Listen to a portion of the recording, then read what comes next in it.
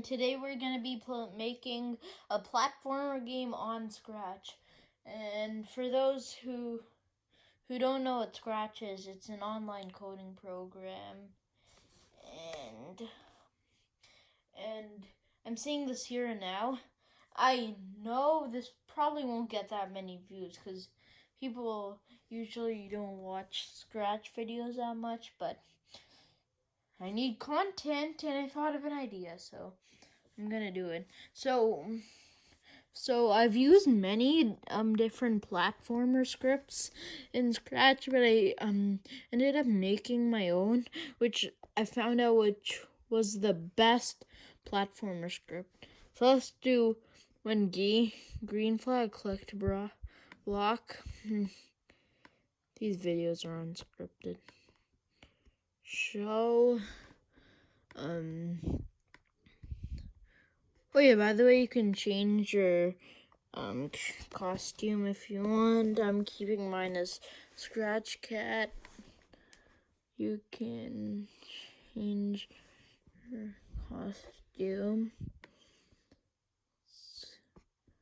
And also, if you want to do this cool effect, this cool trail effect, which you probably would have seen in some other platformers, just duplicate your sprite 1 and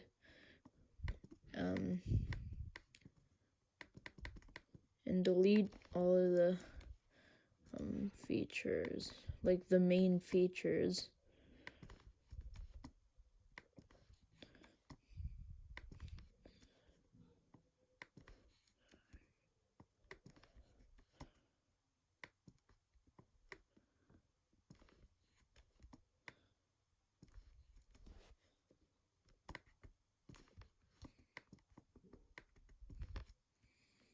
And I'll show you what that cool effect is later. Sorry if I keep on moving the camera. This is my first time I'm recording from my iPad, which I usually record with, to my computer. But yeah, I'll show you the effect later. But costume, one set rotation style, left, right. Point in direction 90. And then drag your sprite to the starting position that you want it to, and then put a go to block, and then create two variables. I call them XV and YV to stand for X velocity and Y velocity. But you can also do X and just X and just Y, or you can do X vel and Y vel. You can do X velocity and Y velocity. I just do it XV. Set XV and YV to 0. And then I'll explain this small script. So whenever it starts, the character shows, it points in the direction 90. It goes to where you want the starting point. Yeah. And it sets the rotation style left, right. So whenever it turns, it doesn't turn like this in like a circle, but instead it turns like this, so it actually looks like it's walking. Then it switches to the first costume, which is actual player, and then it sets its X and its Y to 0. And okay, then put a forever loop, and put 2 ifs. Then put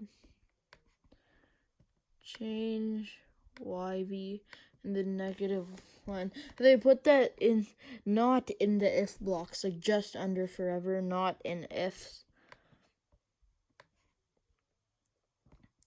then key right, left, and then whenever those keys are pressed, change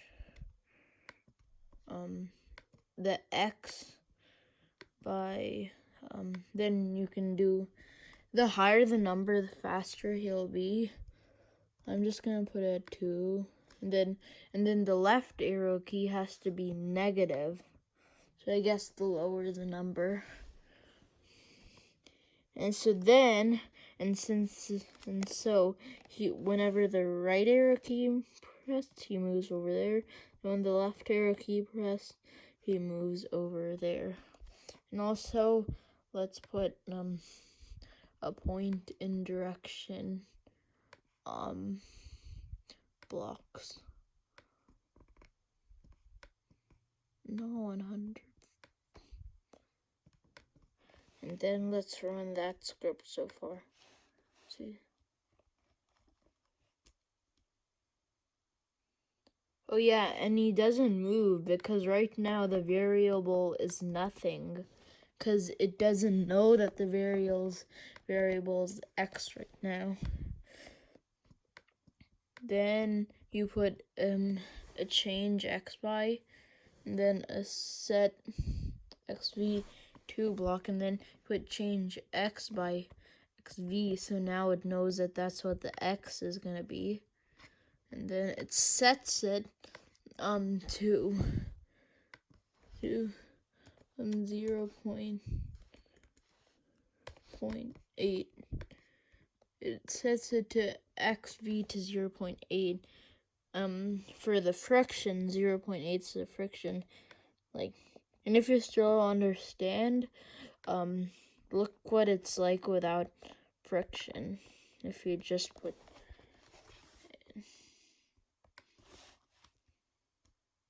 he goes way too fast. Once you click the key, he just keeps on going.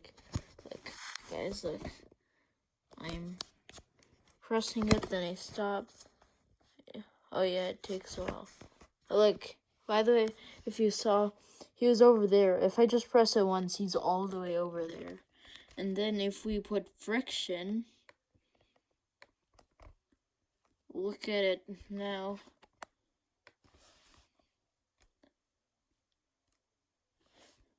It's much more good movement. And then put then put if, and then make your ground. You can design your ground whatever way you want.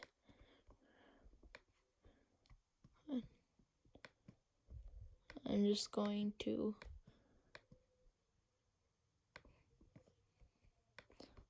make a black square. And then, by the way, I'll name these sprites later. Then, if touching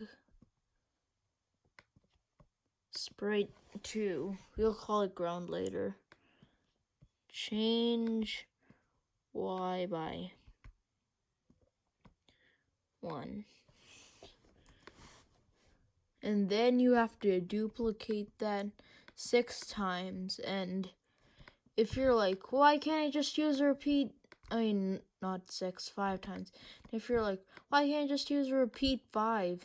I tried that before.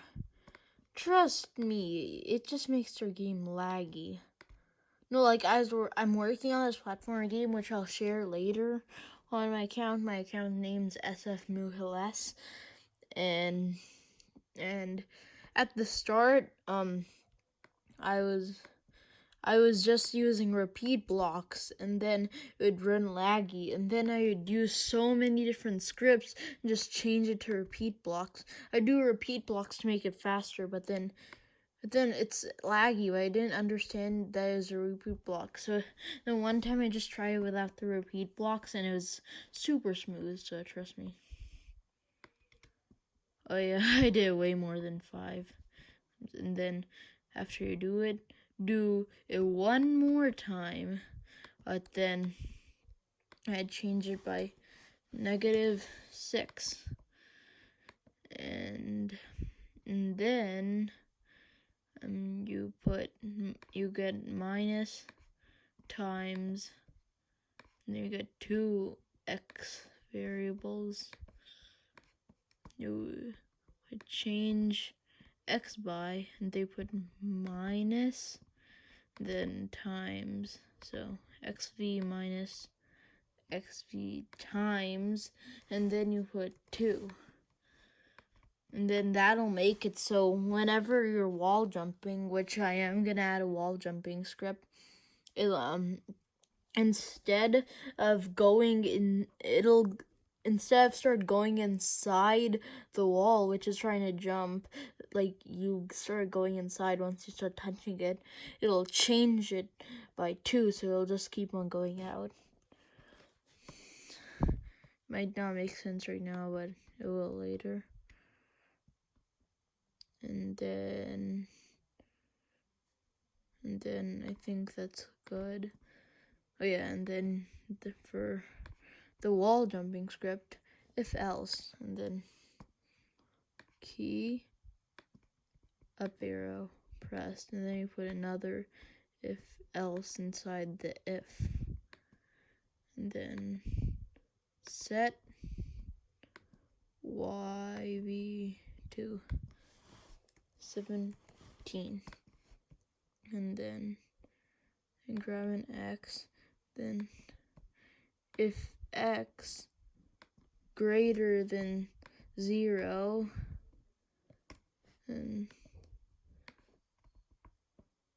set sv to -10, and then I'll set it to 10, and then else set it to 0, and then you put change yv, and then if touching, let's write 2, which is the ground, change y by minus, and then times, and you do the same exact thing you did for the x. So instead of like the x thing is just for the wall jumping, like this one with the same exact thing with just with y, this is very vital even if you don't want wall jumping, because then he'll actually, whenever he's touching the ground, he'll stop moving down. It's the ground sensing script basically. And oh yeah, and then you have to set y to 0, because then, like, okay, if you accidentally drop him with your mouse under here, he just happens to fall down here, then he will slowly move up by 2, and then once he's actually touching, he's on the surface, he sets the y to 0, so then he stops moving up again.